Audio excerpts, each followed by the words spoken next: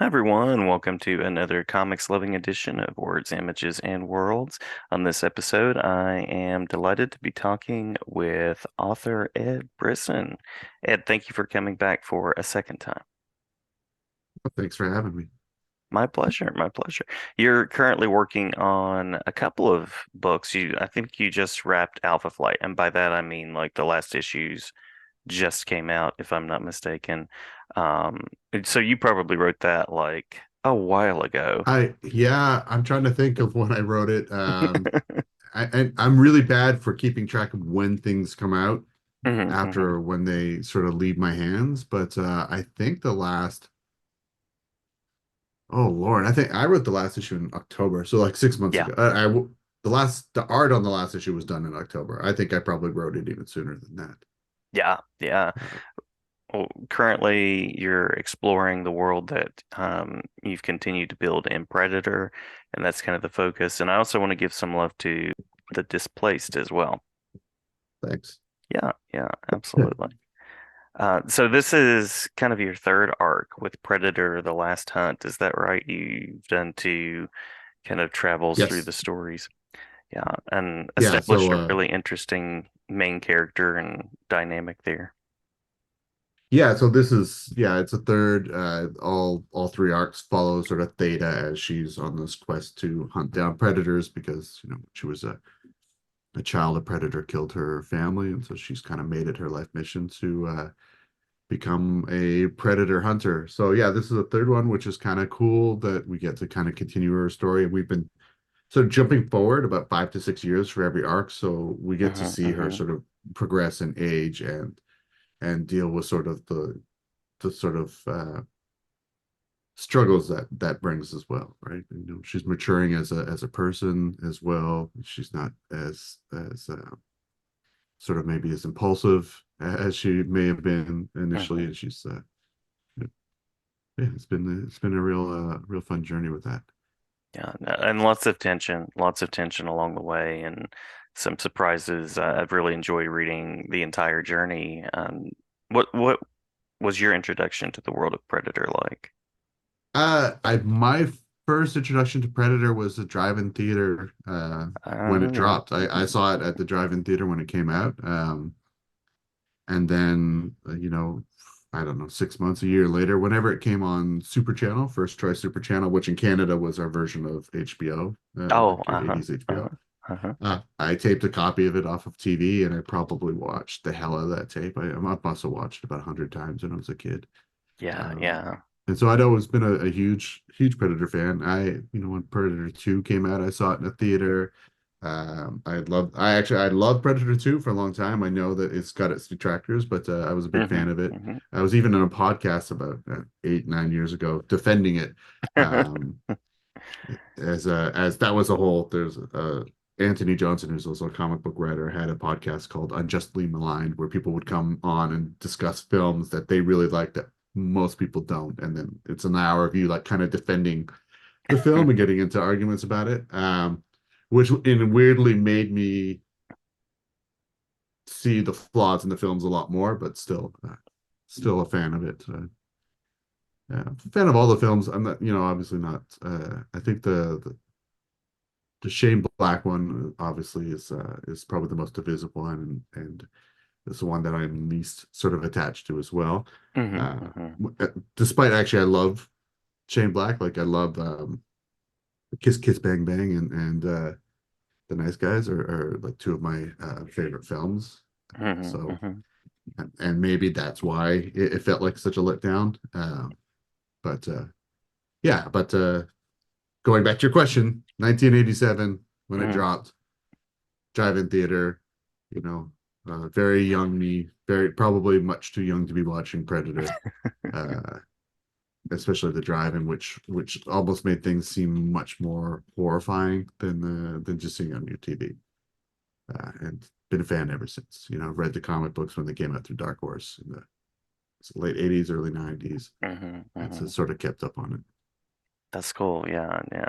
I was also probably much too young to be watching it, but really entranced. I mean, the action in the story, the science fiction aspect, and being a kid that grew up in a rural place, I was like, oh, it's a jungle. I mean, it's not like exactly where I am, but this is cool.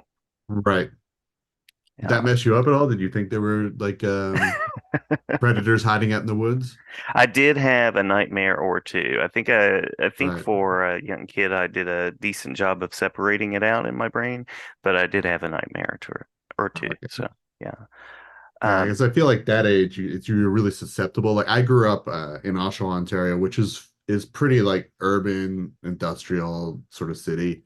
mhm. But when I was like 14, 15, I moved to Kelowna, British Columbia, which is a kind of a tourist town, but we lived on the outskirts. So we literally had a cow pasture. Like our where our fence ended was a cow pasture. Someone else's cow pasture, not ours. Oh wow. And there Yeah. was like another sort of farm animal pasture on the other side of us.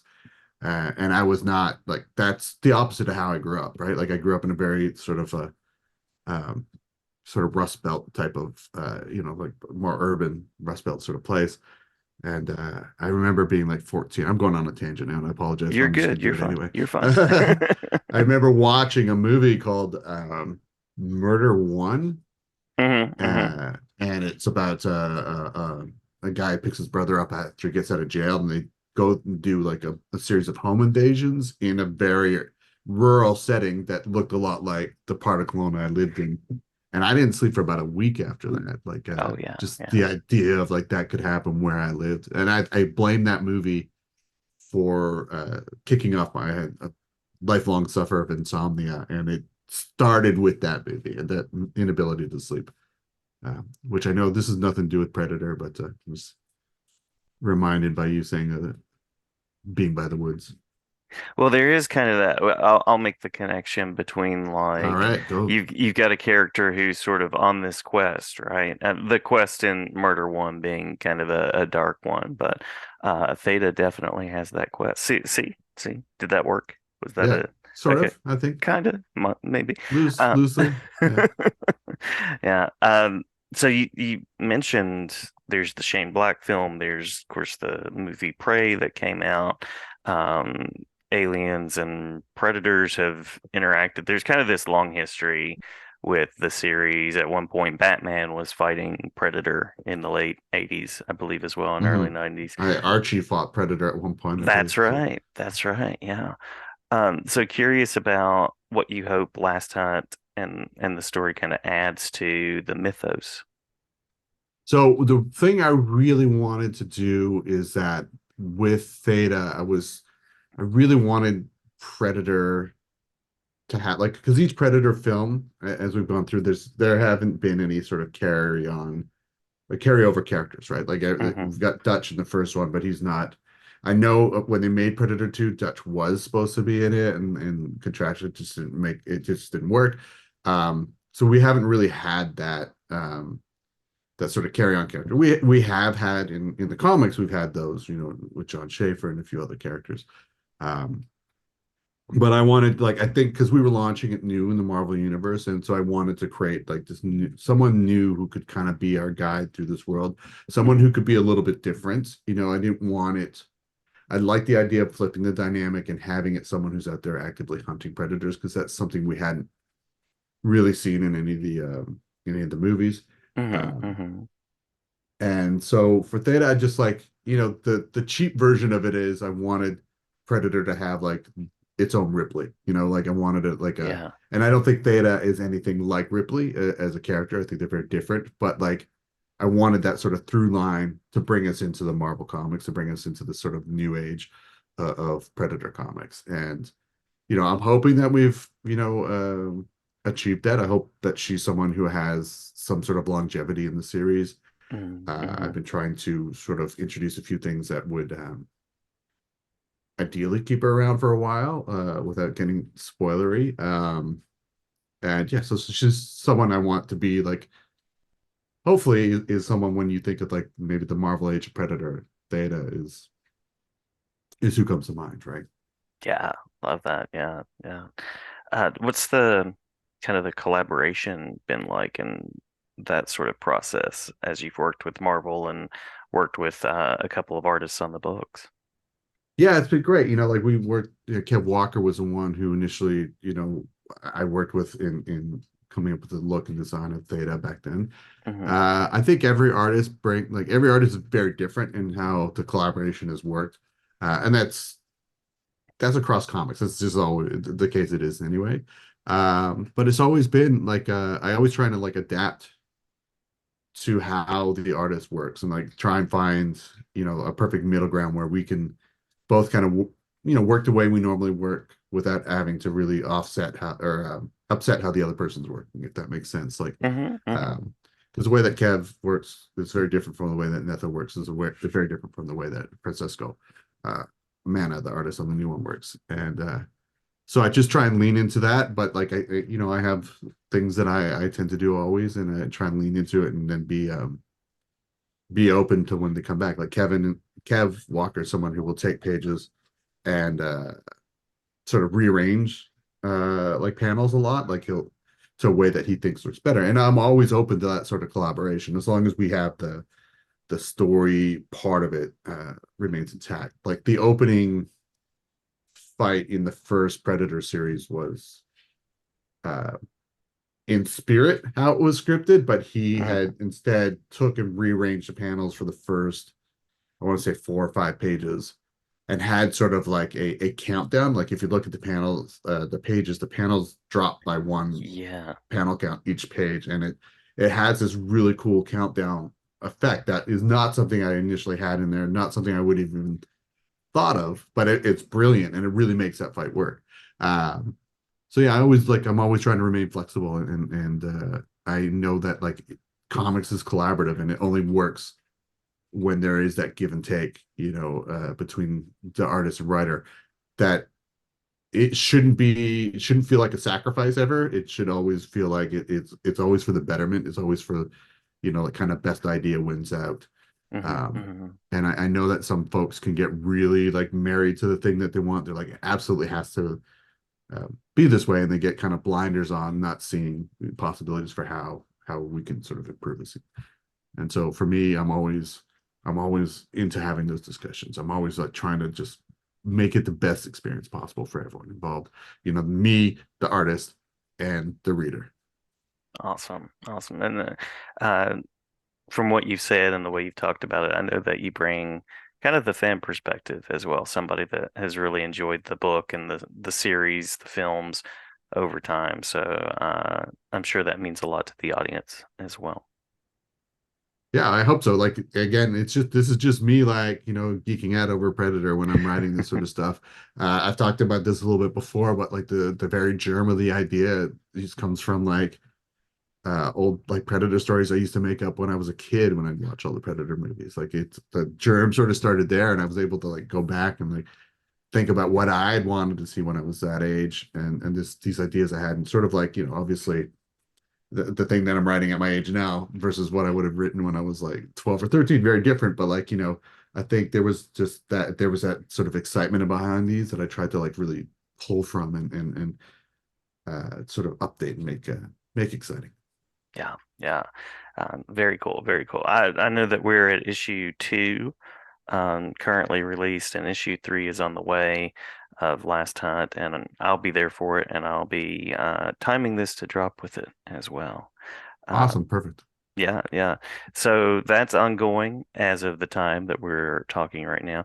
Anything that you'd like to glimpse as far as what's ahead, creatively that you can talk about? Anything that you'd like to mention there? Any teaser for the audience for the ongoing Predator work that you're doing? Anything that you're comfortable sharing there?